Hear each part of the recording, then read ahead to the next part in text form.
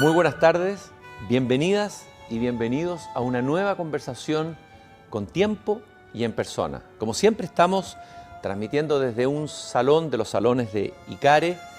Esta conversación que hoy día, además de ser una conversación en persona, va a ser una cita con la historia. Ustedes se van a dar cuenta por qué. Porque con quien conversaremos es alguien que durante años conversó con los protagonistas de la historia política de nuestras últimas décadas, entre otras cosas, porque ella es una persona muy inquieta, muy hiperactiva, muy curiosa, muy apasionada, como tienen que ser aquellos que se dedican a una vocación, en este caso, la vocación por la historia. Patricia Arancibia Clavel en persona. Patricia, qué gusto de estar contigo y sobre todo darnos el placer que los dos compartimos de conversar. Gracias, Cristian. Estoy feliz de estar aquí. La verdad es que debiera haber sido al revés. No. Yo debiera ser la que te estoy entrevistando a ti y algún día se va a dar, digamos, este cambio de escenario. Yo estaré en ese sillón y tú en el mío. Pero muy contenta de estar aquí, así que a tu disposición.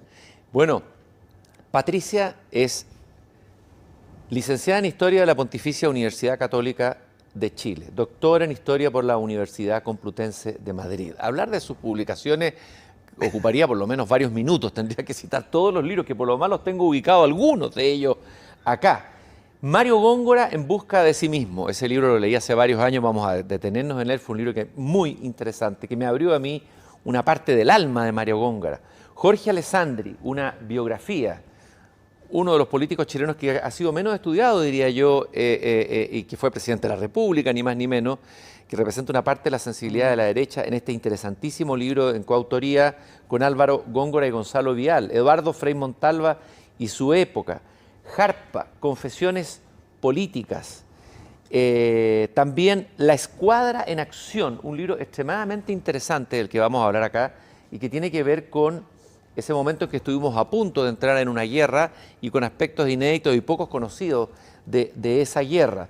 Pero también el conflicto Chile-Argentina, la Marina en la historia de Chile, los orígenes de la violencia política en Chile, pero también hay libros que tienen que ver con dimensiones o historias, pero historias más privadas, como por ejemplo Al otro lado del camino. En fin, son muchos los libros que Patricia Arancibia ha publicado. Ella es una suerte, se ha ido convirtiendo a poco en una suerte de empresaria de la historia. ¿En qué sentido? En que ha creado una especie de pyme, por decirlo así en buen chileno, una pyme que se dedica a hacer historias privadas, historias de empresa, historias de personajes históricos, historias de familia, etc. Socia, fundadora y directora de Clio, empresa dedicada a la elaboración de historias de empresas, biografías, ha publicado, como dije, más de 60 libros. Fuiste directora del Centro de Investigación de Historia de Chile, el CIDOC, de la Finisterrae. Tengo en mis manos el libro que reúne las entrevistas de Cita con la Historia, en donde están entrevistados desde Carlos Altamirano, Gladys Marín, Andrés Saldívar, Pablo Barahona, estoy así al azar. Sí. También entrevistaste a Pinochet un par de veces, sí. Por lo menos esa entrevista tenemos que hablar de todas maneras. En fin, hay mucho de qué conversar esta tarde aquí con Patricia Arancibia en persona. Pero primero, como el programa se llama En Persona, Patricia, queremos conocerte un poco más. Bueno. Entonces, quiero hablar un poco de tu infancia. ¿Cuáles son tus orígenes? ¿Dónde estudiaste? ¿Cómo fue tu familia? Cuéntame un poco de esa dimensión más personal. Biográfica tuya, ya que a ti te gusta hacer biografía, ahora voy a aplicar tu curiosidad, pero hacia ti ahora. Mira, yo vengo de una familia, yo diría de clase media, mi padre marino, soy la quinta de 10 hermanos, todos profesionales, de ellos 6 de alguna manera vinculados con las Fuerzas Armadas, 4 generales de división, un almirante. Yo soy subteniente del Ejército de Reserva. Una de mis hermanas llegó a coronel de Ejército, pero también a su vez abogado. todos mis hermanos que son generales son a su vez doctores en ciencia política, en historia, es decir, no solamente se quedaron en el ámbito militar, sino que todos con esta vocación intelectual. Tengo hermanas psicólogas, 2 hermanas psicólogas, en fin, hay una variedad enorme en esta familia de 10 hermanos. Mi hermano mayor estudió ingeniería y arquitectura, en fin, una familia achoclonada, unida. Mi padre murió en tiempo de la Unidad Popular en el año 71, a raíz de situaciones complejas políticas. Fue muy duro para nosotros. Eso fue, como te digo, en 1971, en enero. Mi madre quedó viuda a los 42 años. Nosotros éramos, como te digo, 10 hermanos. Y yo era la quinta, y como quinta la rebelde, te diría yo. Yo estudié, como todos mis hermanos hombres estudiaron en los padres franceses, yo y mis hermanas en Jeanne d'Arc. Mi padre no le alcanzaba la plata como marino para educar a 10 hijos, por lo tanto, en algún momento de su carrera llegó a capitán de fragata. Estando en Estados Unidos, conoció a todo el mundo de la informática y se dedicó, arrendaba las máquinas IBM cuando empezó la tecnología acá, y él hizo un service de IBM, y cuando te llegaban las cuentas en esas tarjetas IBM llenas de hoyitos, era mi papá, ¿no es cierto?, el que mandaba todo eso, las cuentas de gas, de luz. En ese tiempo era la oficina de mi padre la que hacía eso. Una familia muy lectora, muy achoclonada, muy lectora, donde a la hora de almuerzo los domingos se discutía de todo, todos con pensamientos políticos muy diversos. En mi casa había gente que era del MAPU, gente que era de Patria y Libertad, gente que era del Partido Nacional. Era muy entretenido, todos llenos de amigos. Entonces lo pasábamos muy bien, éramos muy tolerantes dentro de este ambiente en que había de todo. Entonces yo me crié en un ambiente, en un entorno muy grato, con una mamá muy fantástica, la verdad. Eso te iba a preguntar, una madre de 10 hijos, de marinos, miembros del ejército. A ver, háblame de tu madre, tiene que haber sido una mujer muy... No, mi mamá, ¿cómo explicarte? Fuera de serie. Mi mamá, lectora fanática de toda su vida, trabajadora, al principio, digamos, muy buena dueña de casa. Yo me acuerdo de ella en la enorme casa General del Canto, cuando llegábamos del colegio con la plancha y planchando rumas y rumas de ropa, ¿ya? Lo que no le gustaba era cocinar, pero siempre manteniendo toda la casa funcionando y después teniendo que trabajar para mantenernos. Ella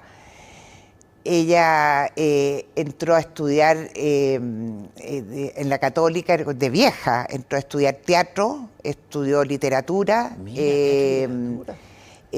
poesía, le fascinaba la poesía.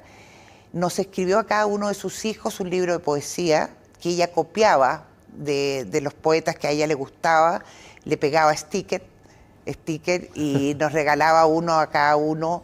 Mi mamá trabajó de todo, vendió seguros. Mi mamá en alguna Pascua que no teníamos nada, fue a vender a La Vega mono, y iba con sus pulseras de oro, que alguien le dijo, sácate la pulsera de oro porque está...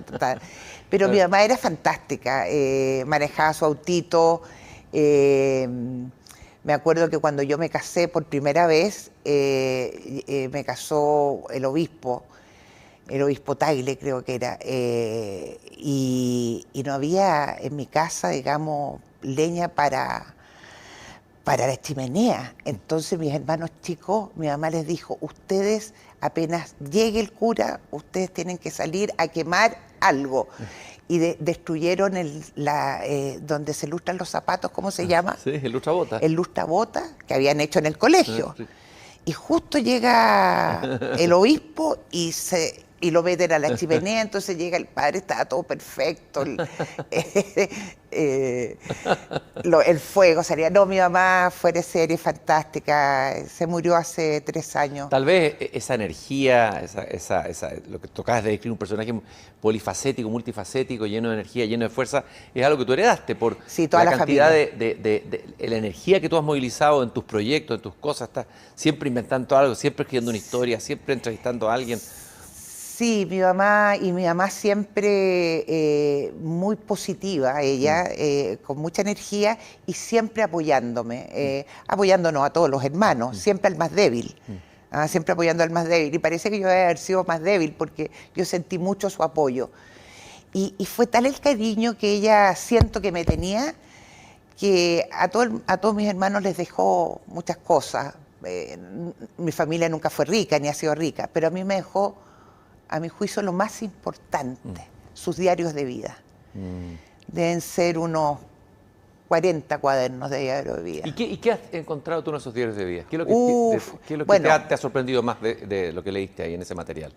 Que era algo, una tradición muy de las madres de antes, ¿no? Exactamente. De escribir los diarios de vida en Chile. Bueno, que era una mujeraza.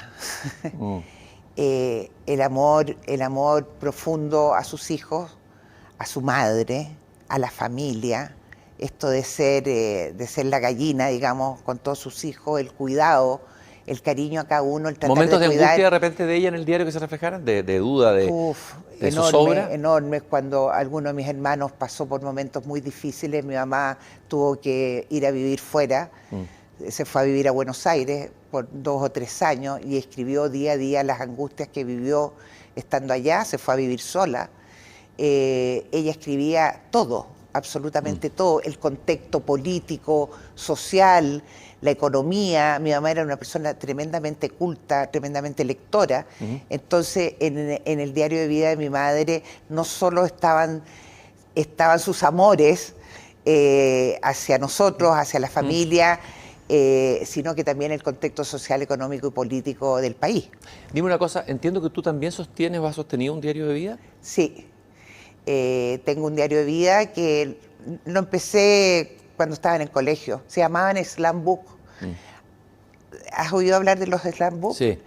Empezamos como Slam Book y después a lo largo del tiempo he seguido con mis diarios. A veces escribo muy seguido, a veces pueden pasar 5 o 6 meses y ahora con mis hermanas, con 3 de ellas, estamos haciendo Craft Book.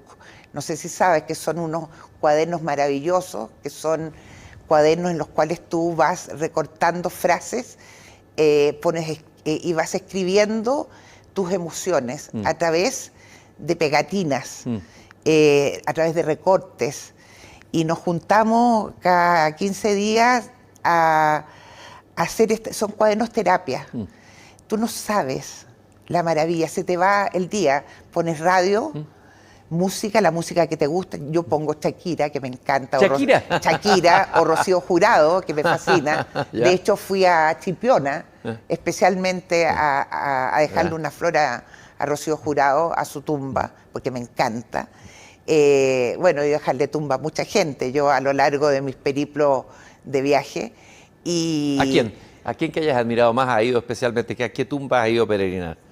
Donde José Antonio Primo Rivera, fui la primera vez que llegué a Europa, a España. Gran personaje de la Falange, un personaje inspirador para muchos, ¿eh? Incluso para los demócratas cristianos de acá, ¿no? Sí, porque los demócratas cristianos le debían Garretón, uno de los primeros falangistas, digamos. De hecho, el nombre Falange viene de los falangistas españoles.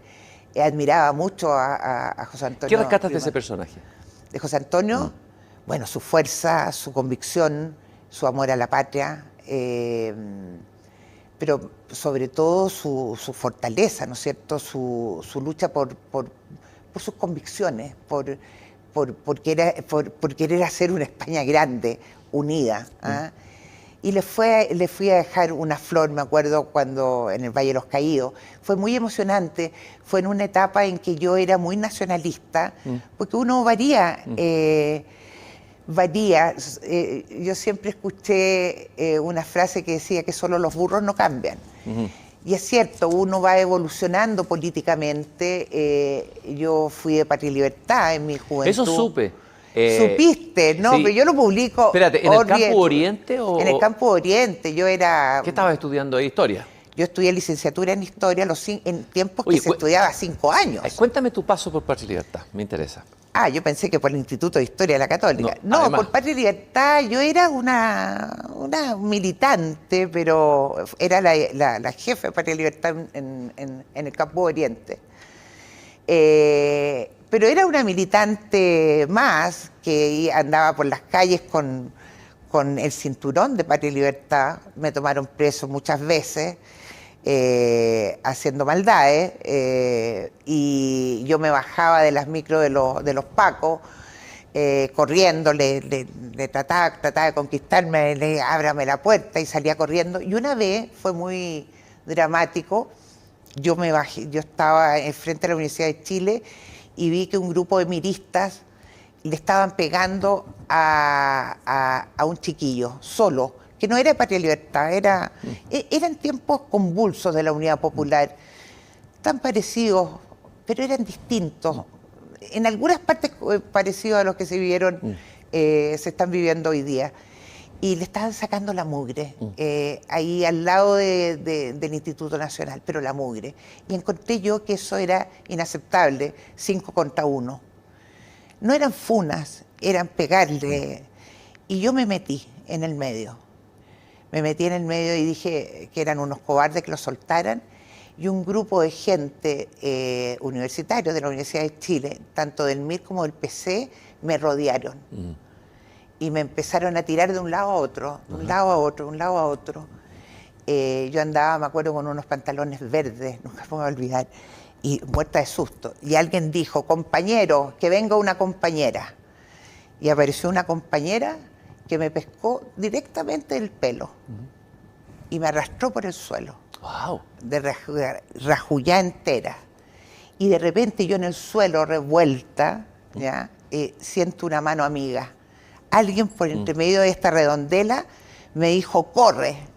Y corrí como cohete por San Diego y me salvé, me salvé. Fue atroz. ¿Patria y Libertad era como el MIR de la derecha o de la ultraderecha? No, me carga hablar de ultraderecha. ¿Ya? Patria y Libertad fue un movimiento que surgió como reacción. Era un movimiento como reacción, obviamente, al MIR y a todos los movimientos violentos que surgieron en la izquierda.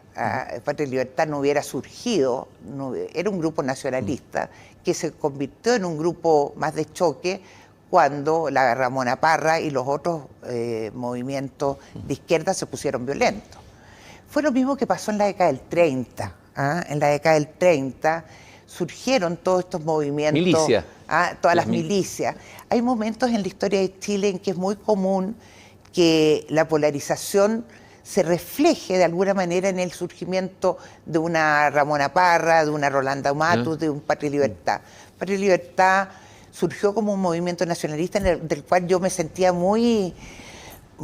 sentidamente muy afín. Después cambió mi posición, porque eran demasiado estatistas y yo soy una liberal ahora. ¿Cuándo vino ese cambio, esa Después de conversión España. al liberalismo? La conversión al liberalismo fue después de mi doctorado, fue después de mi paso por España. Yo me fui el 82 a sacar mi doctorado a la Complutense de Madrid y mis amigos me decían, te fuiste con la foto de José Antonio ¿Primo de Rivera? Primo de Rivera, y te volviste con la foto de Felipe González. Pero no me volví con la foto de Felipe González. Me volví, sí, un poquito más abierta. Me volví el año 85, cuando estábamos en un momento de transformación en Chile.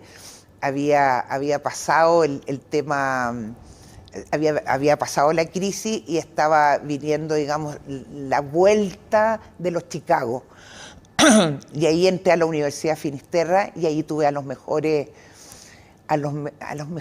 profesores de la vida, que fueron Sergio de Castro, Pablo Arahona, Álvaro Bardón. Y ellos me enseñaron sin querer queriendo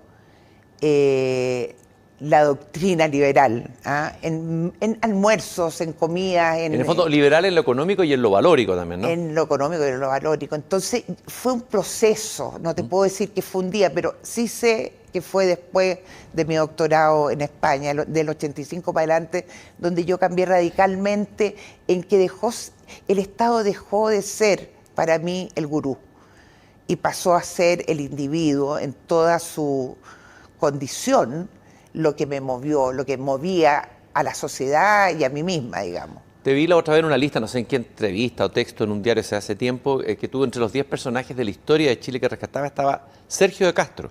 Y escribiste un libro de él, y yo creo que tú has profundizado en este personaje. ¿Por qué es tan relevante Sergio de Castro en esto mismo que estamos hablando, en la historia del pensamiento liberal? Yo de verdad creo que Sergio de Castro es uno de los personajes más importantes del siglo XX chileno, porque él generó una verdadera revolución estructural.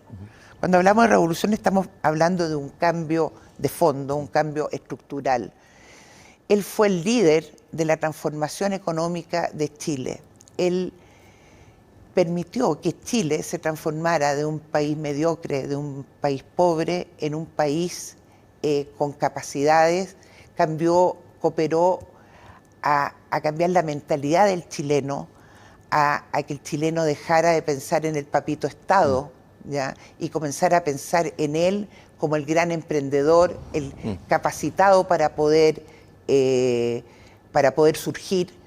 Él fue la base, el sostén, ¿ya?, de una política económica que dio y que ha dado, a pesar que la están torpedeando, ha dado enormes resultados, los mejores resultados en la historia del país.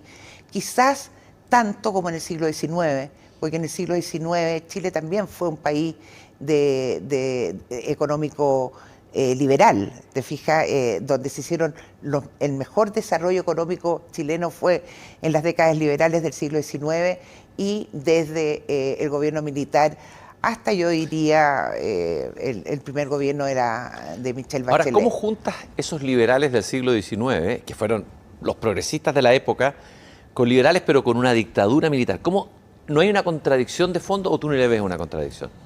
Mira, cuando estábamos en la Finisterra, Pablo Aragona, que es un personaje maravilloso, que es como junto con Sergio de Castro, yo diría los dos grandes personajes que Pinochet los dejó hacer, digamos, ¿ah?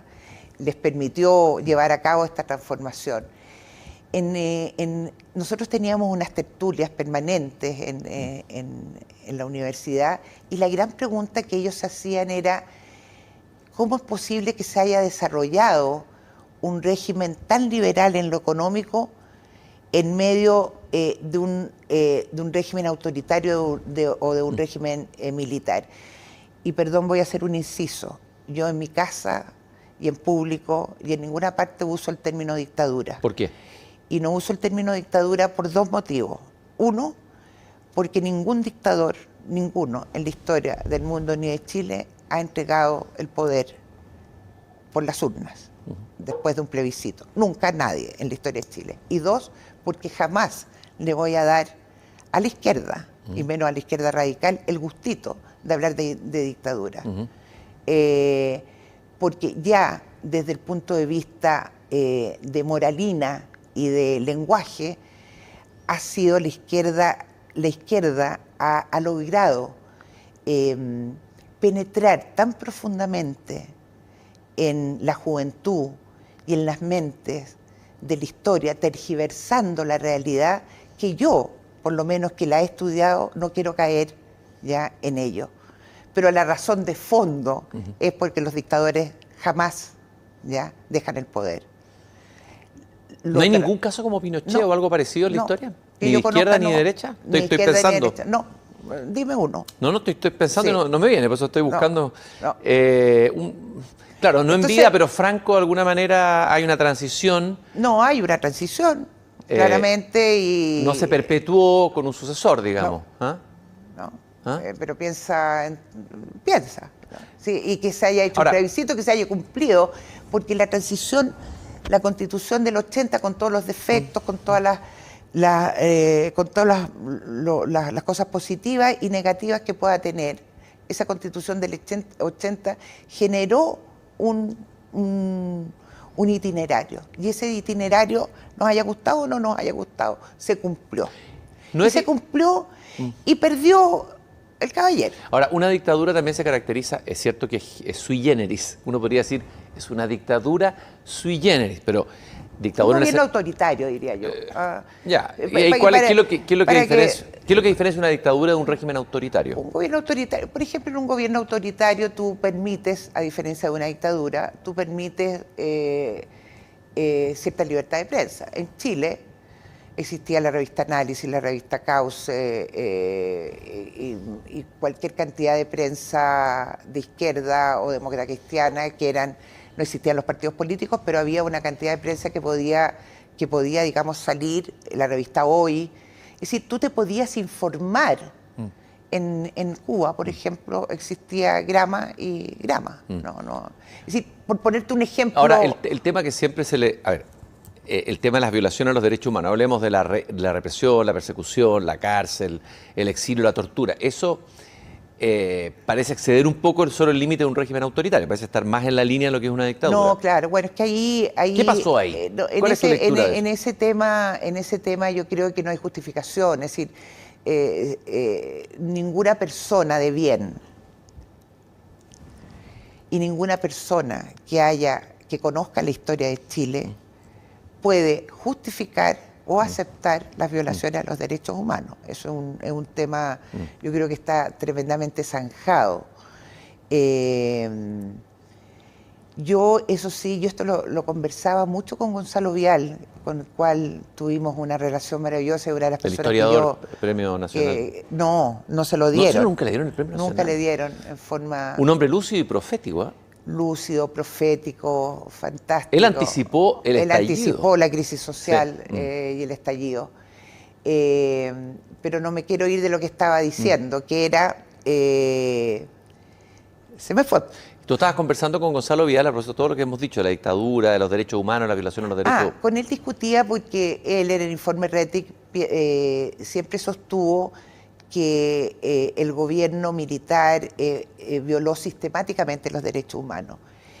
Y yo le sostuve a lo largo del tiempo que obviamente es innegable la violación de los derechos humanos, pero que a mi juicio no eran sistemáticos en el sentido de que había una violación, de que desde el gobierno había una idea preconcebida de violarlos per se y para siempre, sino que habían personajes absolutamente que se salían de la norma y que hicieron que cometieron atrocidades y horrores. Y eso es lo que yo creo. El general Contreras, por ejemplo. Ese era un personaje que había hecho una biografía, ¿o no? Yo creo a ver, ¿quién fue y de dónde viene? Yo creo que el general Contreras le hizo muchísimo daño al país y al régimen militar. ¿De dónde viene? ¿Es un general tradicional del ejército? ¿Quién es? ¿Es un psicópata? ¿Quién fue el Mamo Contreras, crees tú? No lo conozco como para poder hacer un perfil biográfico de él, pero sé que era un general que estudió inteligencia militar, tengo entendido, y como decía Lord Byron, quien tiene poder, y que tiene mucho poder, al final se corrompe, ¿no? Quien tiene mucho poder se corrompe. Y yo creo que le dieron mucho poder a Contreras, demasiado poder. Y yo creo, pero no lo puedo probar, ¿ya? En historia tú mientras no pruebes, solamente es una conjetura. Pero yo creo que él se ganó a la señora Lucía. Ella, por los testimonios que yo he ido reuniendo a lo largo del tiempo, ella se ganó a la señora Lucía, se ganó a la familia, trató de alguna manera de cuidarla y de meterle cosas en la cabeza, que algo podía pasar. Entonces, Pinochet de alguna manera le dio más cuerda de la que debía. Yo creo que Contreras fue un verdadero desastre para la historia de Chile y un verdadero desastre para el régimen militar. De hecho, Contreras acusó constitucionalmente a Gonzalo Vial, a Hernán Cubillo, y no recuerdo a qué otro. Y tuvo esta disputa con Jaime Guzmán. Y bueno, y tuvo la disputa. Es decir, lo que pasa es que es bien interesante en el libro de Sergio de Castro, yo lo dejo muy claro. Todo el mundo, o la mayoría, digo todo el mundo, y mi amigo Eduardo Tironi me estaría retando, nuestro amigo común, Eduardo de ArtV, gran valor, gran valor. Gran valor, me estaría retando. Pero todo el mundo piensa o cree que el gobierno militar fue un gobierno absolutamente monolítico y homogéneo. Pero había una disputa ahí entre los duros y los blandos, pero enorme, nacionalistas y liberales, ¿no? Todo el gobierno fue una lucha constante interna. Entre duros y blandos, entre nacionalistas y liberales, pero muy, muy profunda. Entonces, a mí me da de repente un poco de risa cuando se toma el gobierno militar como un todo. Y hay, como te digo, hay crisis profundas que se viven al interior del gobierno que generan cambios también muy profundos de ministros y también de estrategias políticas. Ahora, es interesante, bueno, tú quizás eres la persona que más conoce la derecha, su historia, ya has hecho biografías de personajes de la historia de la derecha. Si conoces, alguien dijo por ahí que tú conocías la derecha como la palma de tu mano, la derecha a través de la historia en Chile, ¿no? No, yo no conozco nada de la derecha. No, de la historia estoy hablando. Y entre los personajes interesantes intelectuales de la derecha, poco leído por los mismos de la derecha, está Mario Góngora. Y Mario Góngora representaría más la vertiente nacionalista, tradicional frente al pensamiento liberal, que tú acabas de citar cuáles son ahí, Sergio Castro, la figura más relevante. Y tú escribiste tu primer libro, entiendo, o uno de tus primeros libros fue una biografía muy interesante sobre este personaje fascinante que fue Mario Góngora. A ver, ¿qué representa Mario Góngora? Es como un pensamiento o una vertiente de la derecha que quedó derrotada ideológicamente, fue muy crítico, habla de neoliberalismo, él mismo en su libro sobre el Estado. Hablemos un poco de Mario Góngora, ¿qué encontraste tú en él? Bueno, primero es un personaje alucinantemente fantástico y atrayente. Lo tuve profesor y cuando yo era ayudante de Ricardo Krebs en la Católica, yo lo tenía a su oficina al frente, entonces él me recomendó a los profesores que yo tuve en España, en la Complutense. Sí, yo tuve una relación muy cercana a don Mario y a orgullo lo tengo. Don Mario, en su tesis, a diferencia de todos los demás, él cree que es el Estado el que conformó la nación chilena y no al revés, no la nación, el Estado. Estado-nación, ¿no es cierto? Claro, entonces eso ya es una idea muy novedosa, muy importante. Pero lo interesante es que él obviamente tiene una vertiente nacionalista clara, y aquí te voy a dar una primicia. Entre sus papeles yo encontré un diario de él, aparte que yo hice todo el libro a base de su diario de vida, que es una maravilla de diario, sino que un diario moderno, un diario del año 73. Y se llama El diario de la humillación. Wow.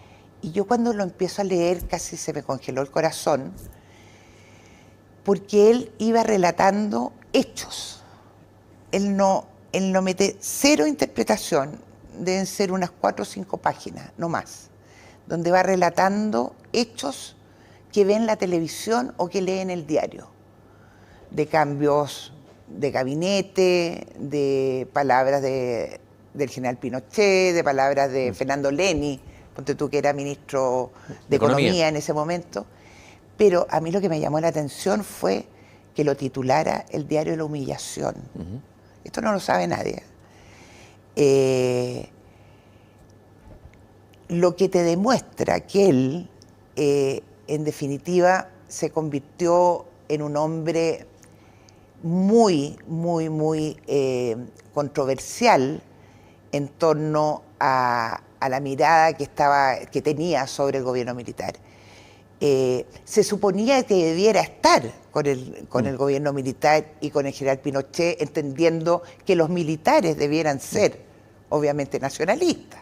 Y son parte de la creación del Estado de Chile, y tiene parte Exactamente. ese mismo Estado que él creó, o sea, pero conceptualmente. pero no fue así, fíjate.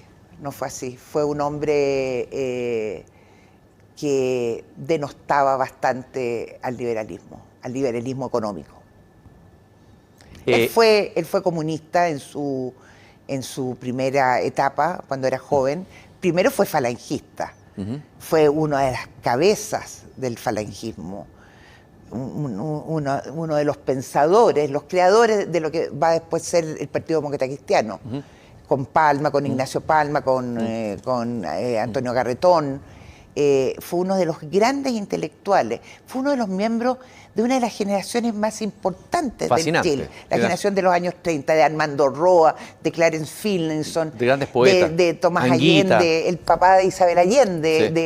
de gente pero maravillosa. Esa generación, una generación fracasada, la generación de Frei Montalva, la generación de Radomiro Tomic, la generación, como me decía uno de ellos, en la que en un cuarto de hora más viene la revolución, pero que nunca vino. Es tan distinto a la de ahora que...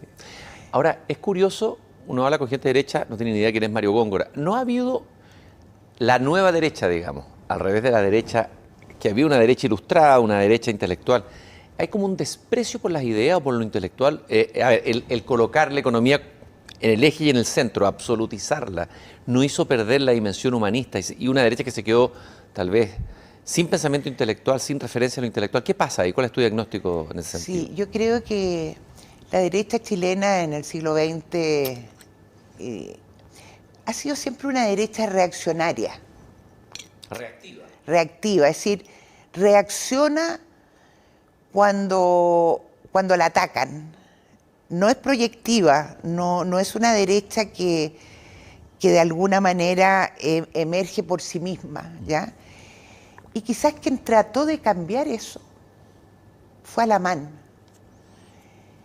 Andrés Alamán, por allá por el 85, 1985, cuando empiezan a surgir los nuevos movimientos políticos en pleno régimen militar, donde él se da cuenta, yo creo que ha fracasado, pero él fue el primero, a mi juicio, yo no soy muy alamancista, digamos, en cuanto a plantear, pero sí le reconozco que fue el primero que trató de darle un proyecto a la derecha, de proyectar a la derecha más allá de ser un partido o un movimiento de reacción a la izquierda. Porque Jarpa, por ejemplo, que era un nacionalista de antaño, digamos, que fue un fantástico ministro del Interior en su momento de Pinochet, pero que fue más que nada un gran opositor a Allende, fue por eso, porque fue un opositor, fue un reaccionó. Bueno, y entra en conflicto con Alamán. Ahí hay dos derechas, dos almas de la derecha. Dos almas de la derecha, ¿te fijas?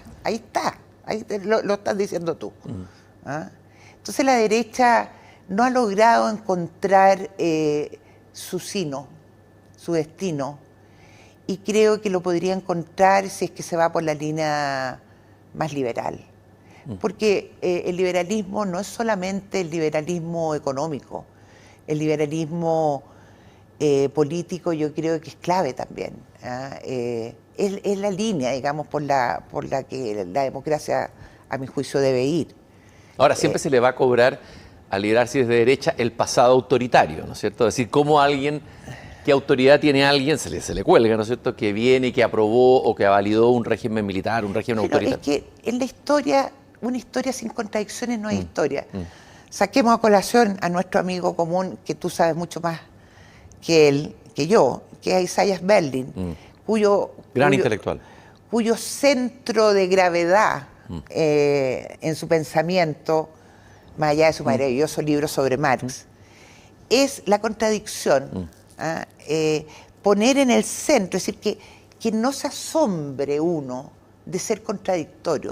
La historia es contradictoria, nosotros somos contradictorios, no nos aproblememos por eso. Podemos estar en A y en B, somos cuánticos. La lógica cartesiana, la lógica aristotélica ya está, la física cuántica la dejó de lado, ¿me entiendes? Las cosas pueden ser y no ser a la vez, y nos cuesta mucho sobre todo a los más viejos, entrar en esa dimensión, de comprensión, porque nos enseñaron que después de la A viene la B, la C, la D, la E, y tenemos que seguir esa lógica, y no es así. Entonces queremos que todo sea ordenadito, que todo sea perfecto, y pensar también en esa lógica. Yo soy más desordenada. A mí me gusta más la contradicción. Prefiero esa contradicción y que me tilden de contradictoria. No me importa nada. Por lo menos hay vida. Eso tal vez te ha dado, hay vida. Te ha dado la facilidad de conversar, de entrevistar, de estudiar a personas de signo ideológico distinto, incluso de hacerte amiga de algunos entrevistados que eran de la línea opuesta y con las que hasta combatiste en la calle. O sea, entrevistaste a Andrés Pascal Allende. Sí, y entiendo que te hiciste medio amiga después, o por lo menos cultivar una cierta relación. Mira, entrevistaste a Altamirano, bueno, en fin, Mira, tengo los mejores recuerdos de mis entrevistados. Generalmente mis amigas se ríen de mí porque dicen que yo me enamoro de todos mis entrevistados. Y ahora me estoy enamorando de quien me entrevista. Por favor, no me idealice porque estoy lleno de defectos. Esto es como los psiquiatras, ¿eh? Sí. O como al revés. Pero resulta que sí. Mira, con Altamirano tuve una relación muy, muy rica. Él quería que yo le hiciera las memorias. Y los argumentos que teníamos ambos era que, como teníamos pensamientos tan diferentes, veníamos de mundos ideológicos tan diferentes, iba a ser muy entretenido hacer las memorias. De hecho, nos juntamos varias veces para lograrlo, pero al final la editorial se echó para atrás, no quiso y no sé con quién la hizo. ¿Y él te confesó algo importante, Altamirano? El hecho que ese famoso discurso que se dice que fue el que desencadenó el golpe en que habló sobre los marinos, él no lo quería hacer. Sí, me confesó eso en Cita con la Historia. Me dijo que él no lo quería hacer y que todos se llenaban la boca de que ese era el discurso que había provocado el golpe. Y me retó, y me dijo, ¿y usted no lo ha leído? Pero ¿cómo? Le dije, yo si le estoy preguntando es porque lo leí. Es que no está completo. Ah, bueno, le dije, yo leí lo que se publicó. No puedo leer lo que no es. Pero muy inteligente, Carlos Altamirano, me cayó muy bien. Y el otro que me enterneció, qué atroz decir estas cosas de las personas que, por otra parte, desde el punto de vista ideológico hicieron tanto mal, tanto daño a Chile, es Luis Corbalán. Bueno, que es un personaje entrañable. Es un personaje entrañable. Mira, el patitas cortas, le decía. Sí, el patitas cortas. Llegó a mi entrevista con unos muñones, así con uno de esos guantes cortitos. No te puedes imaginar lo exquisito que era. Y eso de entrevistar a alguien que piense tan distinto de ti, a ver, ¿cuál es la fascinación que te produce? Y a ver, ¿te logra de repente que recuestionarte o replantearte preguntas o ideas que tenías hechas? ¿Qué pasa cuando entrevistas a gente tan distinta durante tantos años? Me fascina entrevistar a gente que piensa distinto a mí, mucho más que entrevistar gente que piensa igual que yo. Conocer gente que piensa distinto me enriquece. Yo soy una persona que abro la mente a todo. Quiero aprender. Como que siento que mi misión en la vida es aprender, saber más. Quizás para nada, quizás para mí misma, no sé, quizás para volcarlo después en los libros. Soy tremendamente tolerante, quizás porque me crié en una familia donde había de todo. Entonces, si tú piensas distinto, quiero entender por qué. Cuando yo hacía las entrevistas en el Diario Financiero, en la revista Capital, nunca, jamás intenté en ninguna de mis entrevistas, ni menos en Cita con la Historia, tratar de buscar algo para molestar a mi entrevistado, sino al contrario, sacarle lo positivo. Algo que me enseñara, algo que me diera un punto de vista que yo pudiera internalizar. ¿Y qué aprendiste de esa izquierda, que es lo contrario de tu historia? ¿Qué aprendiste, qué te llevó a conocer de la izquierda o tratar de entender por qué la izquierda es como es la izquierda latinoamericana y chilena, este partido, incluso la izquierda radical, en un momento tan radical? ¿Qué aprendiste? Que es una religión. Que es una religión. Que hay poca tolerancia, que en la medida en que tú te pones al nivel de ellos y tú los toleras, está todo bien.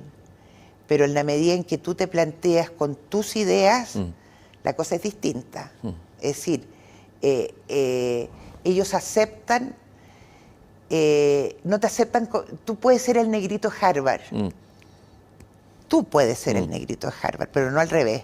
¿Ah? La izquierda es muy religiosa, es muy estructurada, desprecia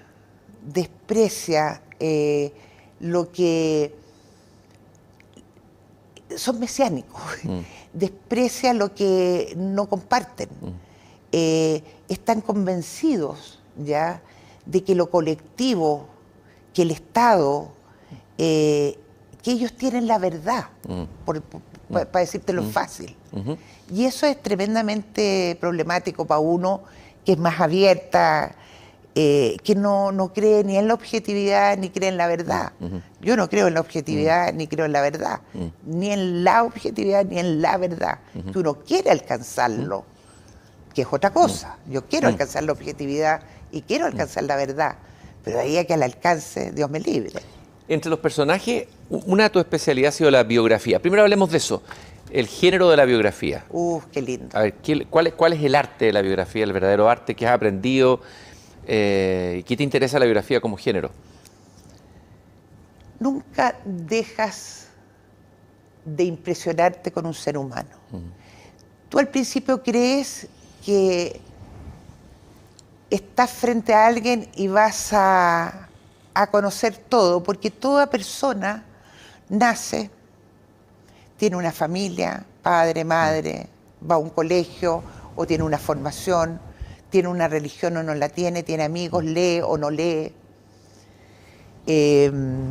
crece, se desarrolla, se casa o no se casa, se desenvuelve y muere. Es decir, hay pasos como muy estructurados en una biografía. Es decir, hay una línea continua.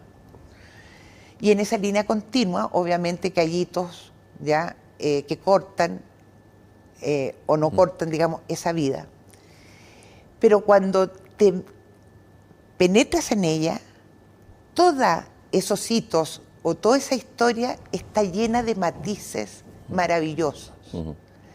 Cada persona es un mundo, es una película nueva, que la puedes ver como que si vieras una película de nuevo. Es la misma película, pero a la vez de nuevo. No es porque cambien los actores, cambia la trama, porque el actor sigue siendo el ser humano, el mismo. ¿Me entiendes o no? Lo que quiero decir. Entonces... ¿Y cómo se hace, todos estos seres humanos que tú has investigado o de los cuales has hecho biografía, tú crees que es el ser humano trae ya su destino o es la circunstancia la que hace el personaje? O sea, la famosa frase de Ortega y Gasset, yo y la circunstancia. De todos los personajes que tú has investigado, ¿cómo se hace el destino político de un político, por ejemplo?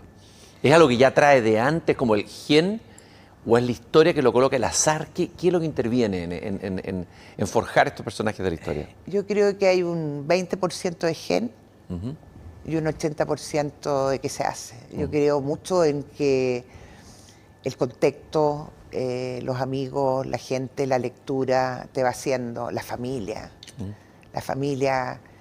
la soledad,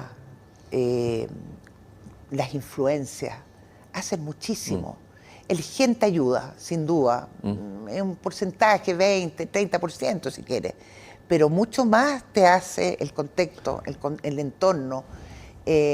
Lagos decía que su abuela o su mamá le decía que iba a ser presidente de la República, y muchos dicen eso, pero no, yo creo que es la voluntad de, yo creo en la voluntad y en el contexto. Yo creo que las personas se van forjando a sí mismas. En el fondo, la frase que más me gusta es, y que le decía a mis estudiantes, tú eres dueño de tu propio destino. Yo soy el arquitecto de mi propio destino, como decía Amado Nervo. Sí. Yo creo en eso. Estuvo sentado aquí Enrique Krause, historiador mexicano, que ha escrito varios libros de biografía y de historia de México, y la discusión ¿Qué es lo que forja la historia? ¿Los grandes hombres? O sea, claro. la historia la hacen los grandes hombres, un Alejandro Los héroes, Magno, un sí. Napoleón, o lo hacen corrientes subterráneas que mueven la historia, de las cuales estos son simplemente, no digo los títeres, pero sí son instrumentos de esas fuerzas, o las dos. ¿Qué es lo que aprendiste tú a través de las investigaciones que has hecho de la historia de Chile, de los personajes políticos de la historia de Chile? Claro, eso es una discusión historiográfica Sí, claro. decimonónica, los héroes o los procesos, y nunca nadie se pone de acuerdo. Yo creo que como en todo, no hay una respuesta tajante, son los héroes o son los procesos. Yo creo que hay de todo, porque los héroes surgen, obviamente, de estas masas, surgen del proceso. Yo creo que hay un carácter en cada pueblo. Yo creo que los chilenos estamos forjados de una forma y nos forja la geografía, sin duda alguna, tiene una fuerza. Y también una fuerza, la geografía y lo que nos pasa. ¿Cuál es el carácter del chileno? Tuviera que definirlo. Uy. Oscar Godoy escribió un libro, me parece, Sí. La cultura chilena. Sí, pero y el carácter del chileno sí. Es resiliente. Si tuviera que decirlo de una forma, es resiliente, es decir, sale adelante, a pesar de todo, porque este sí que es un país golpeado. Es golpeado por terremotos, golpeado por fuerzas telúricas de todo tipo, golpeado por terremotos naturales y terremotos políticos, terremotos sociales, pero sale adelante, tiene un carácter resiliente, diría yo. Y tiene esta cosa española de la envidia y de la hipocresía. Que ese es el carácter español, propio español. Bueno, yo leía una entrevista que le hicieron a Mario Góngora, una revista de la Católica antigua, decía, la historia de América, ese era el titular, es la historia del resentimiento, decía. O sea, de copiar, tratar de hacer lo que no se es, y ese es el origen del resentimiento, que es una fuerza que bien movilizadora, ¿no? En la historia Mucho. chilena.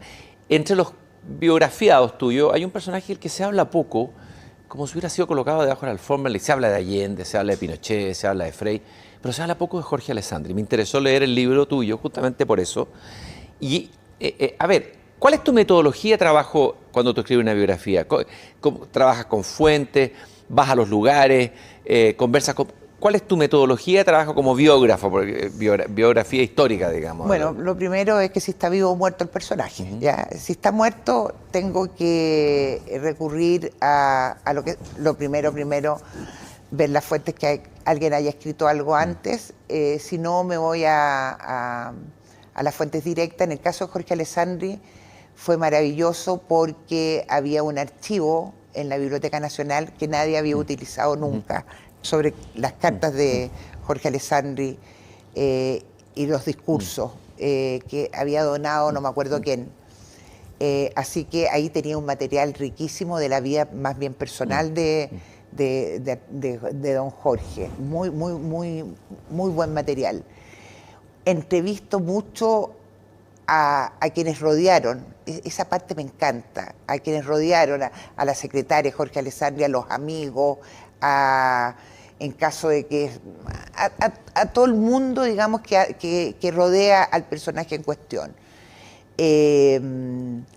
Y después hago lo que se ríen mis asistentes, porque yo hago un mamotreto. Entonces yo organizo todo este material por fecha y por descriptores. Infancia de Jorge Alessandri. Todo lo que sale en los libros que se han escrito sobre la infancia de Jorge Alessandri. Lo que dijo Juan, Pedro, Diego, etc. Y tomo desde el año 20 al 30, ponte tú, te estoy inventando, y tengo toda la información ahí, y ahí voy al colegio, generalmente voy al colegio, pido las notas, veo el libro de clase, me encuentro con las notas. ¿Cuál es el secreto de una buena biografía? ¿Y algún biógrafo o tipo de biografía que tú admires como referente y modelo? Es un género muy cultivado en el mundo anglosajón, sí, pero más débil acá, por estos lados. Mira, para serte muy sincera, no soy muy lectora de biografías como modelo. A mí me sale qué atroz decirlo así, porque va a parecer soberbia, pero me sale natural. No soy de modelo, me gusta Stefan Zweig, obviamente, pero Streicher, que trabajaba con Virginia Woolf, tengo una biblioteca de biografiados enorme, pero no para porque me interesan los personajes, pero no como estructura. La estructura me sale de acuerdo a lo que yo te dije, es decir, toda persona tiene este desarrollo, pero me voy metiendo de acuerdo al personaje. Me gusta mucho la emocionalidad, me gusta mucho la capacidad que tiene el personaje de transmitir emociones. No me gustan los personajes demasiado racionales. ¿Y Alessandri, Jorge Alessandri? Uno podría decir que una persona más bien poco expresiva emocionalmente, más reservado. No, ¿Cuál es la dimensión emocional de Alessandri? Era muy emocional y era muy apasionado. Era muy apasionado. Es cosa de leer las cartas, ver sus enojos. No. Lo que pasa es que su gobierno fue un gobierno más bien de administración. Entonces no dejó mucha huella en el sentido... No dejó un legado. No fue un gobierno que haya marcado, como el de... me van a retar mis amigas y la gente alessandrista, pero no fue un gobierno... El gobierno de Frei... Padre. de Frei Padre fue un gobierno más revolucionario, más reformista. ¿Ya? El gobierno de Alessandri no. El gobierno de Alessandri le tocó una transición mala, hizo una reforma agraria de macetero, no tuvo una política económica definida, era más bien estatista. Y desconfió de los Chicago Boys. Le llevaron los jóvenes. Hizo, claro, de que el DFL2, quizás, podemos... Sí. Pero te fijas, administró bien, pero no fue un gobierno... ¿Pero qué rescatarías de la figura de él? ¿Qué puede servir como a las nuevas generaciones? Su honestidad, pero es algo que ya todo el mundo conoce, su honestidad. Su honestidad, su capacidad de trabajo, su liderazgo al interior, digamos, del gobierno, es decir, lo que decía Jorge Alessandri era lo que se hacía. Era muy exigente con sus colaboradores. Era muy exigente, era un hombre que trabajaba día y noche, pero sin parafernalia, sin 24/7, digamos. Pero era un personaje que también sufrió mucho. Yo creo que también hay que entender el personaje, un personaje que tenía este gran drama de haber querido mucho a su madre, no haber podido superar ese drama. Piensa tú que iba al cementerio a ver a su madre hasta que estuvo muy enfermo. ¿Y la relación con el padre? Pésima. Tremenda, eso tremenda, sí. Tremenda. Entonces, ahí hay todo... ¿Cómo se dio esa relación entre esas dos figuras? Muy mal, porque de hecho en el colegio hizo repetir a uno de ellos para que, yo creo que al propio Jorge, ya no me acuerdo, pero creo que al propio Jorge para que estuviera en el mismo curso que su hermano. El viaje al exilio del año 25 fue dramático para don Jorge, como era muy buena la relación con la madre y el padre, tú sabes que era bastante díscolo, por decir una palabra que todos entendemos. Él veía cómo sufría su madre con este carácter díscolo del padre, entonces nunca lo quiso. Bueno, pero a lo mejor es una rebelión, porque el padre fue un revolucionario, en el sentido que cambió la historia de Chile. Claro. Arturo Alessandri, a ver... Me encanta. A ver, ¿por qué no escribiste una biografía sobre él? Un personaje tan fascinante. Fíjate que todavía hay tiempo. Yo creo que los dos grandes personajes del siglo XX son Arturo Alessandri y Pinochet. ¿Ah, sí? Explícamelo, por favor. Sí. Arturo Alessandri porque hizo la primera revolución, la revolución de los años 20. El que hizo el viraje, ¿ya? De un mundo más bien aristocrático en el poder político a un mundo de clase media. Alessandri no era nadie, digamos, en el mundo social chileno, ¿no es cierto? Después pasó a otro nivel, pero era un hijo de un inmigrante. Y él transforma Chile en el año 20 da una constitución, lleva a la clase media al poder, no solo en su primer gobierno, sino en el segundo. ¿Ah? Los dos gobiernos son absolutamente transformadores,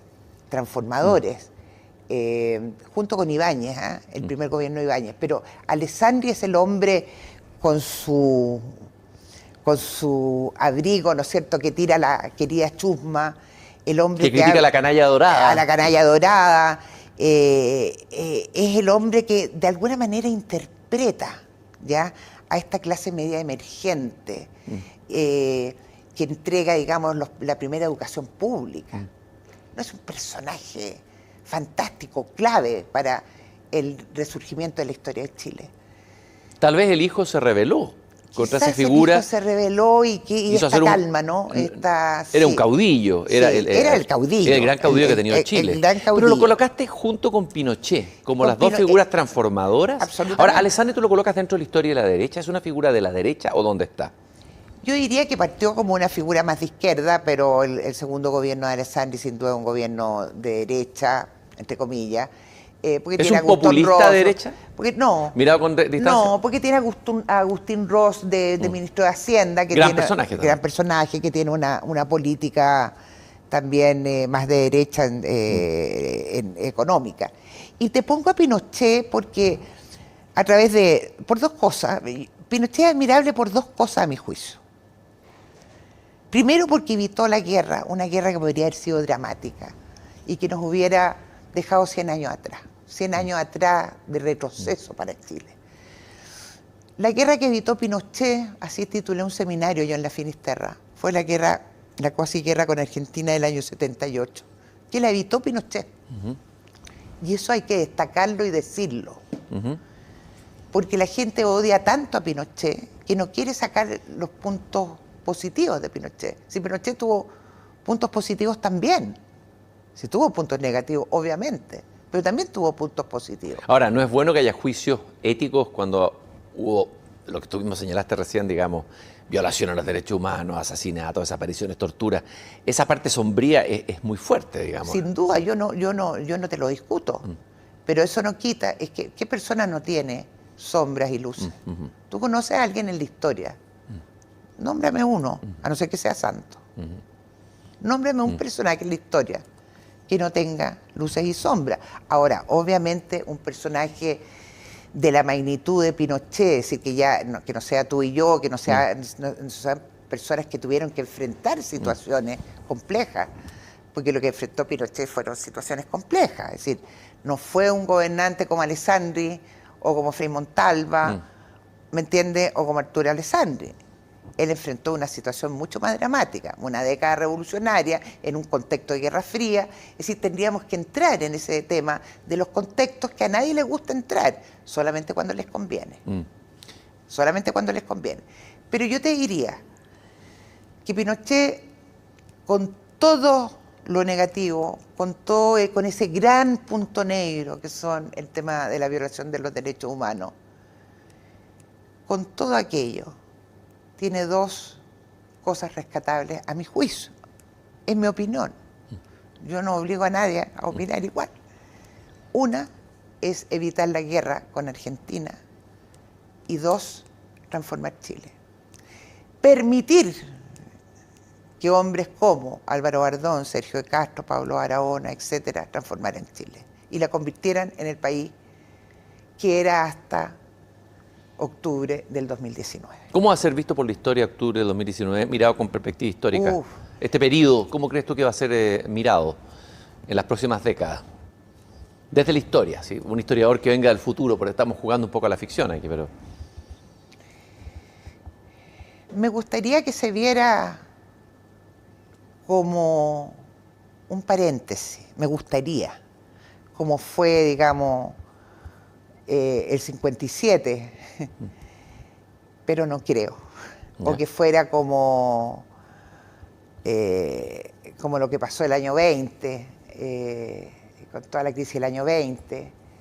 Pero no creo, porque estamos entrando en un proceso mucho más profundo donde donde el péndulo, la historia es como un péndulo, ¿no es cierto? Y el péndulo corre para un lado y para otro. El péndulo todavía, a mi juicio, no ha tocado el lado izquierdo hacia donde va, no ha tocado fondo, no ha llegado. Por lo tanto, a mi juicio, se puede todavía profundizar más el caos.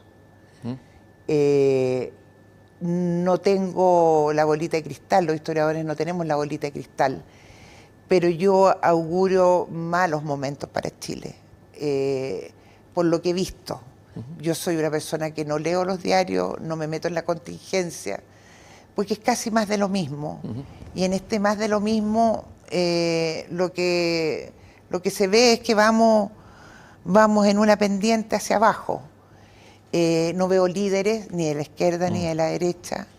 Veo falta de un ambiente positivo, veo destrucción, veo muy pocas mentes lúcidas, muy pocas mentes lúcidas. De repente te escucho a ti con claridad, escucho a Carlos Peña con claridad. Por decirte, para salir de la chimuchina. ¿Ah? De los políticos no te puedo mencionar a ninguno. Puedo tener cariño por muchos, ¿ya? Pero no.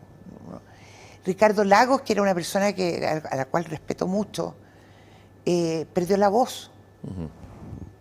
¿La perdió? A pesar de lo que dijo antes del plebiscito y de lo que hay... Es que espero más de él, porque es una voz potente. ¿No rescataste a Lagos como uno de los políticos importantes del siglo XX? Porque nombraste a dos más de derecha, digamos, a ver, de origen más de derecha, Arturo Alessandri y Pinochet, y de la izquierda ningún líder que quede para la historia, porque el país también lo hace la izquierda y la derecha, no lo hace solo la derecha. Sí, no, claro, y lo hace mucho más la izquierda que la derecha. Siempre lo ha hecho más la izquierda que la derecha. ¿Chile es un país de izquierda o de derecha? De izquierda.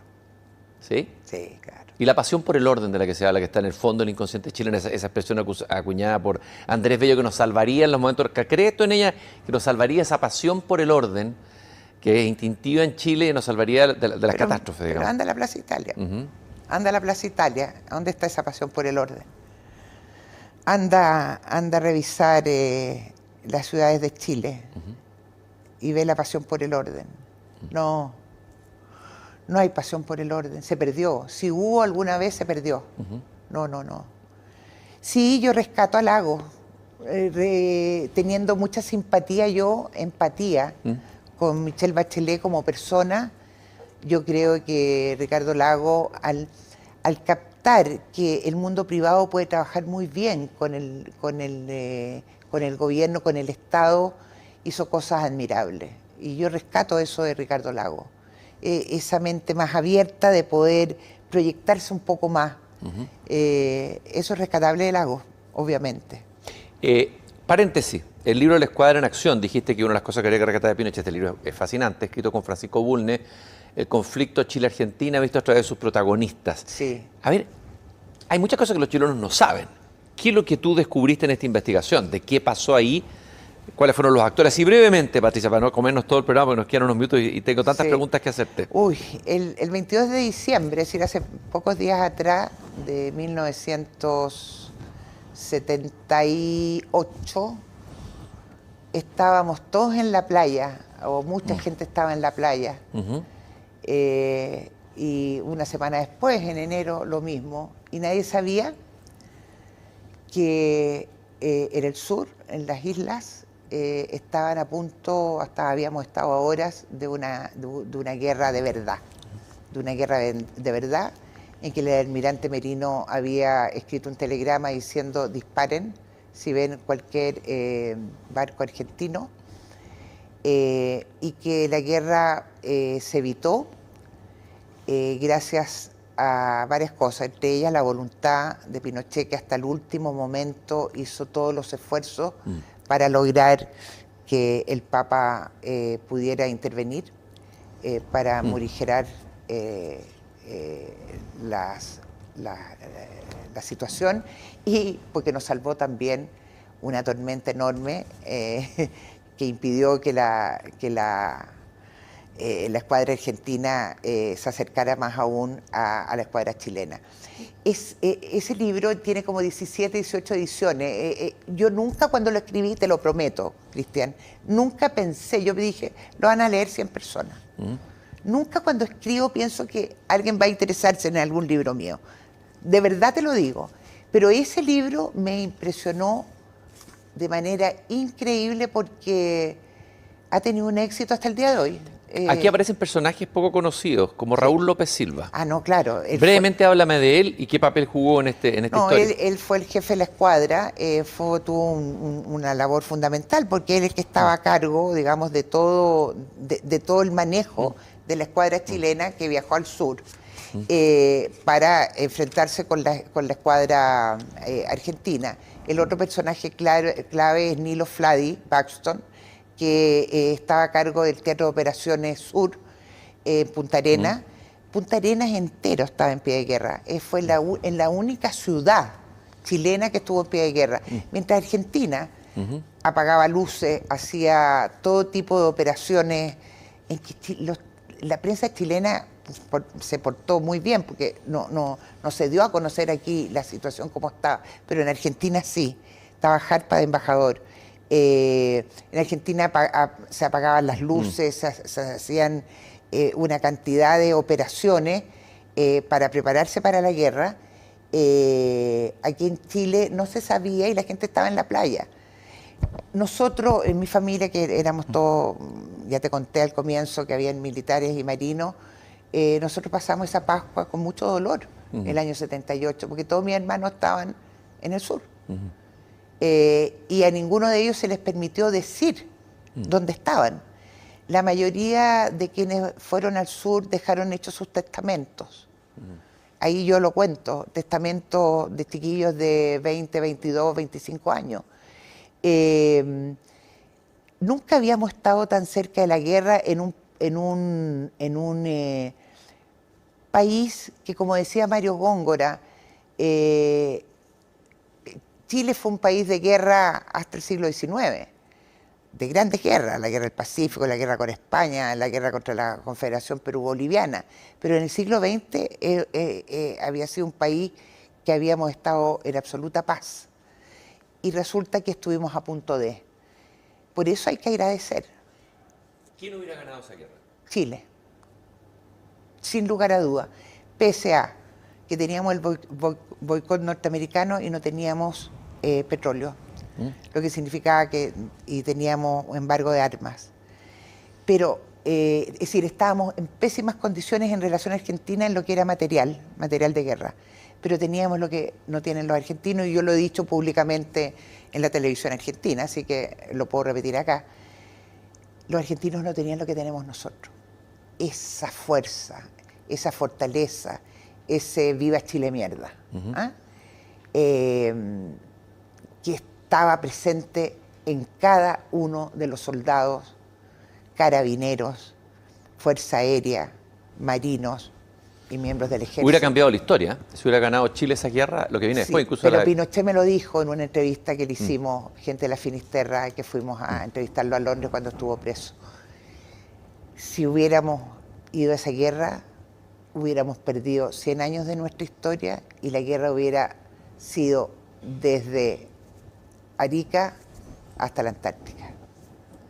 Es decir, hubiera sido un desastre total, un desastre total. Gracias a Dios la evitamos, porque no sabemos lo que es una guerra.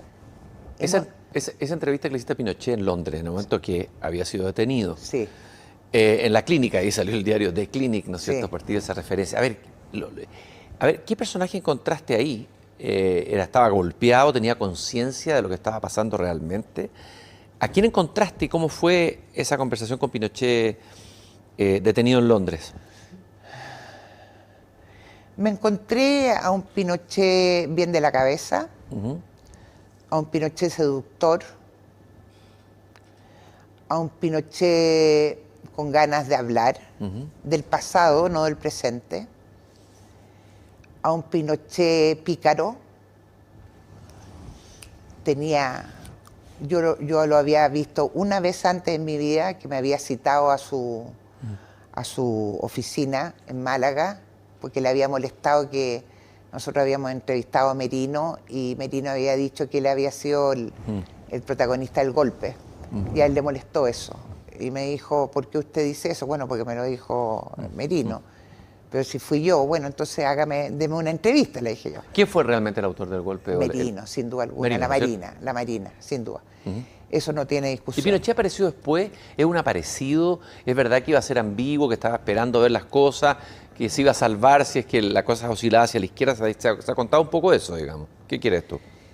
Yo diría que era una persona bastante...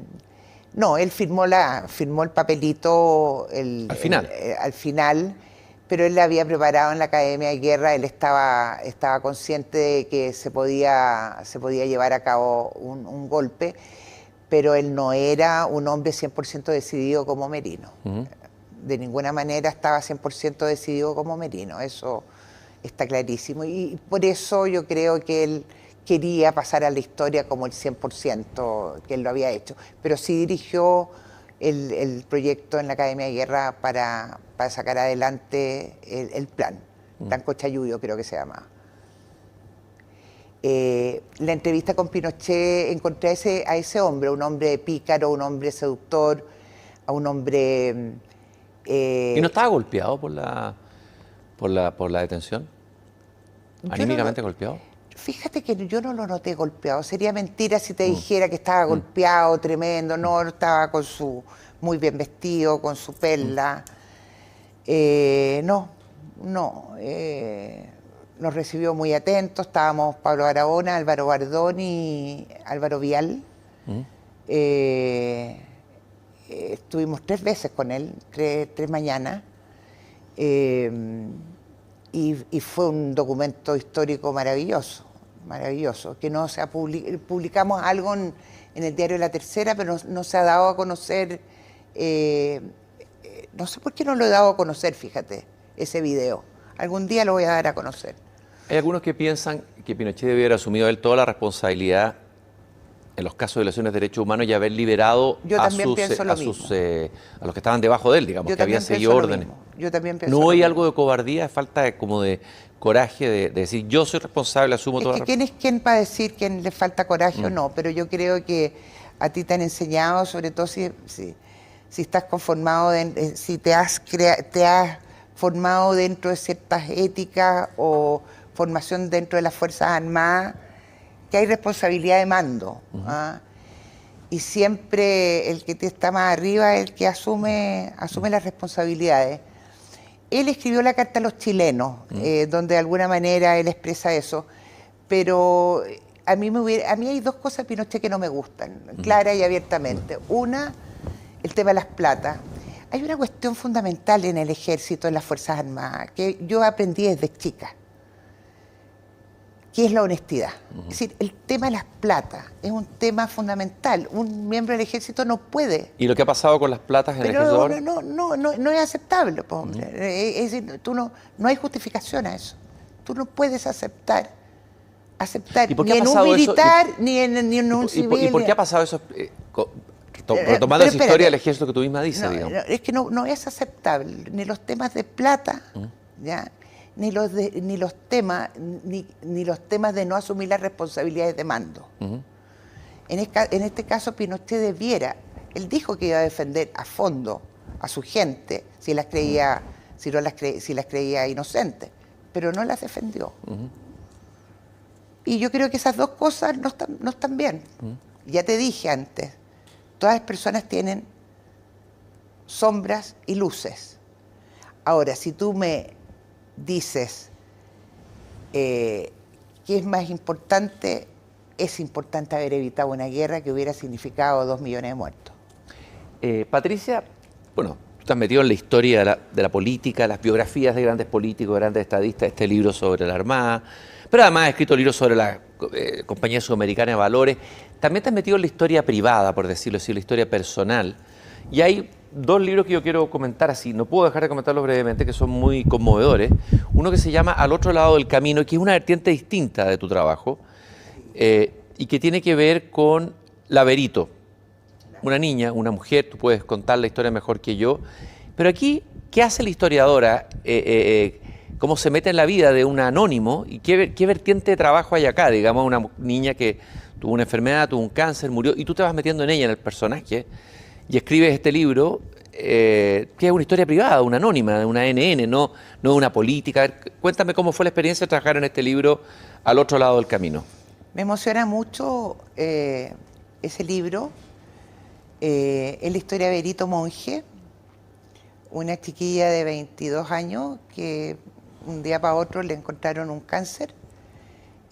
No había ninguna posibilidad de mejora en Chile. Fue tratada en Estados Unidos y murió después de 2 años, a los 23 años. Sus padres, su madre sobre todo, se dedicó 100% a ella. Y yo escribí la historia, conocí la historia, me pidieron que escribiera el libro un poco para apoyar a la mamá, que después de estar 2 años, día y noche con su hija, no iba a quedar vacía y no quería ir a un psiquiatra, a un psicólogo. Entonces su marido pensó que quizás esto la podía ayudar. Fue una experiencia maravillosa para mí y justo lo escribí en el momento que había muerto mi hermano mayor, de manera muy trágica. Entonces yo volqué todo el dolor y toda la pena, que es una cosa que yo no te lo puedo transmitir con palabras, no conozco palabras. De repente tú te bloqueas en las emociones y en los sentimientos. Es muy fuerte. Y no te lo digo a ti, que tú sabes esto más que yo, o igual que yo. Y escribí este libro y le pedí autorización a los padres para escribirlo en primera persona. Es decir, que yo me convirtiera en la Berito. Es decir, que yo viviera el drama de morirme. Y me emociona, porque me morí. Y fue muy fuerte, muy duro, pero por otra parte muy emocionante, en el sentido de que renací, cuando tú renaces de la ceniza. Es un libro que tiene como, se ha vendido, es decir, no se vende, es un libro que está en inglés, se reparte, hay una fundación que se llama la Fundación Camino, que es una labor maravillosa y se está trayendo a niños de cáncer que no tienen opciones de dónde alojar, entonces se creó un lugar aquí en Providencia donde llegan los niños de Puerto Varas, de Puerto Montt, de Chillán, con sus padres, tienen una casa de acogida del más alto nivel, donde llegan y se les da comida, todo gratis, alimentación, gracias a esta fundación que se llama Fundación Camino. Y es una labor maravillosa y me siento muy orgullosa de haber escrito este libro. En esa misma línea, Patricia, está este libro más reciente que tiene que ver con la pandemia y que es de tu hija, Nicole, que tú misma has dicho que es tu gran alegría, tu gran desafío y tu gran alegría, que escribió este cuaderno de cuarentena, que también es otra vertiente de un trabajo más íntimo, en que has entrado tú, que también es historia de alguna manera, diario en este caso. No, lo que pasa es que en eso yo no tengo ninguna gracia, la gracia es mi hija, es la Nicole, ella es mi única hija, una niña que tiene una deficiencia intelectual, una niña que tuvo un problema al nacer, tiene una microcefalia leve, lo que implica un trastorno de aprendizaje, una niñita limítrofe. Y en la pandemia, digamos, estábamos encerrados y ella me ve escribir siempre, tiene mucha admiración por lo que yo hago. Y claro, en una familia de intelectuales, de mucha lectura, y ella sintió que ella también podía escribir, y yo la veía que escribía todos los días. Y cuando ella llevaba bastante, una de mis hermanas, la Marieta, le incentivó a seguir escribiendo. Y cuando empecé a leer lo que escribía, porque yo no le vi nada, decidí publicárselo. Entonces, ella está chocha, mi hija está chocha de que haber sacado un libro igual que su mamá. Así que estoy muy contenta con la labor que he hecho con ella. Patricia, a ver, tú has tenido claramente pasión por la política, política y la historia, porque has hecho historia de la política y de los políticos. No digo que sea la única vertiente, pero es una vertiente importante en tu trabajo, en tus entrevistas, en tus biografías, etcétera, en los textos que has escrito. A ver, un balance de qué es la política hoy, los políticos de ayer. Se puede estar haciendo una comparación, a veces uno tal vez idealiza el pasado. Una reflexión tuya, así como un balance, ya que has conocido a los grandes protagonistas y los has entrevistado de la política chilena del siglo XX. Y ahora estamos en la política del siglo XXI, por decirlo así.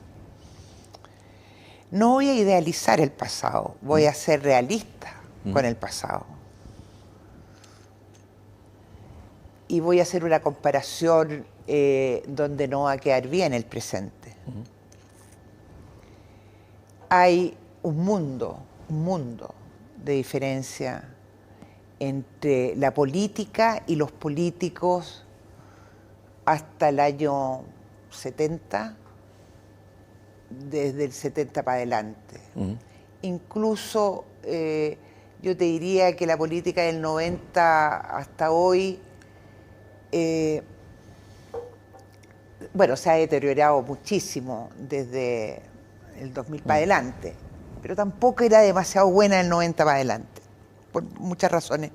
Pero te diría que la política antigua, la política de la década del 60, la del 50, era una política donde los personajes eran cultos, leían historia, sabían de filosofía, discutían, es cosa de leer los discursos parlamentarios o las discusiones en el Parlamento. Están todas. A mí me ha tocado muchísimo, ¿ya? Y a ti te ha tocado ver muchas discusiones parlamentarias para lo que uno escribe. Verdaderas piezas de oratoria llevadas, digamos, al papel. Es un mundo de diferencia, ¿eh? En cuanto a claridad mental, en cuanto a posiciones, en cuanto a entender la realidad. Salvo excepciones, porque en esto uno no puede decir todos y uno nunca puede decir nunca, ¿me entiendes? Salvo excepciones, la política de los años 90 en adelante así, se ha deteriorado muchísimo. Veo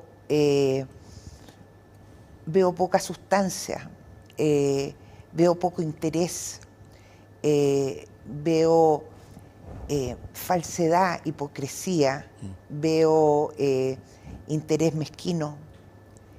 La verdad es que me pregunto por qué gente como tú está en política.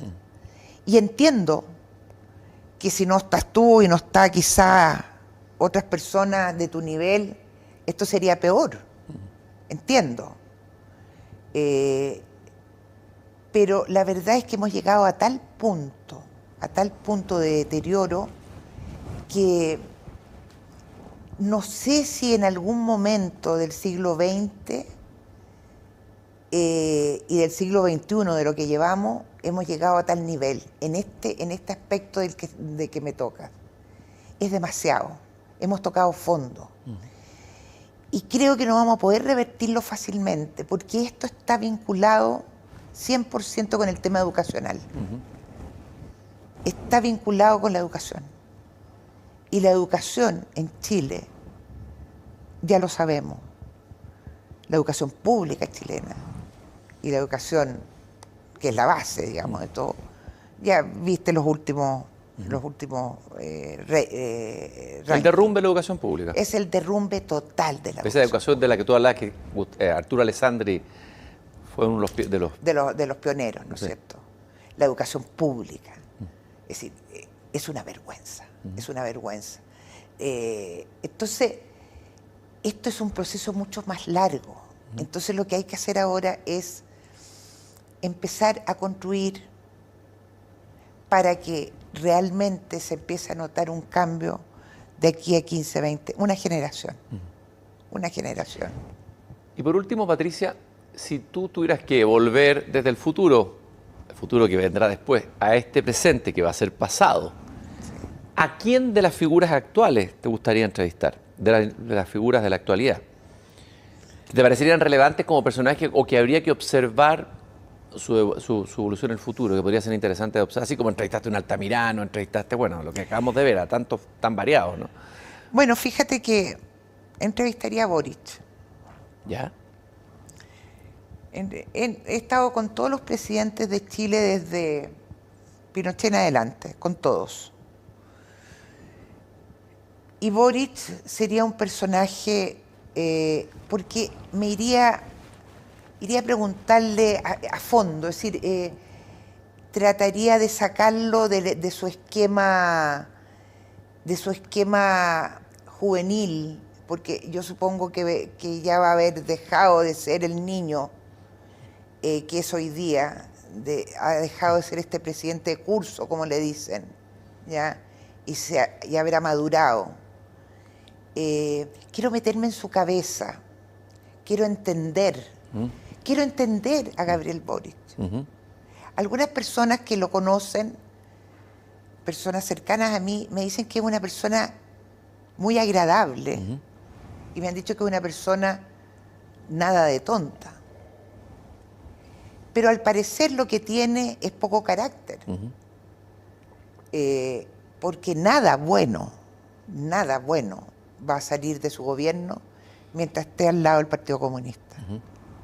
Porque eso históricamente, porque eso no es porque uno le tenga tirria al Partido Comunista por tenerle tirria. Ya te dije que uno de mis mejores entrevistados fue Corbalán, sino porque hay en esencia su doctrina es perversa. ¿Entiendes? Entonces entrevistaría a Boric y trataría de meterme en su cabeza. ¿Cuál sería la primera pregunta que te gustaría hacerle, o la pregunta más importante? ¿Quién eres, Gabriel Boric? Patricia, yo te quiero agradecer este recorrido intenso que hemos tenido en este confesionario, pero no tanto. Harto. Bueno, daría para 2 programas, como ustedes se dan cuenta. La cantidad de dimensiones de Patricia son fascinantes. Gracias por haber aceptado esta invitación. Ha sido un gusto conversar contigo, Patricia, esta tarde. Gracias, espero entrevistarte lo más pronto posible, Cristian, y ponerte en esta misma situación. Contra la espalda y la pared. 1.000.000 de gracias, te pasaste. Gracias, Patricia. Nosotros nos encontramos el próximo domingo a esta misma hora en directo desde un salón de Icare para una nueva e interesante conversación como la que acabamos de tener, con tiempo y en persona. Muchas gracias por habernos acompañado.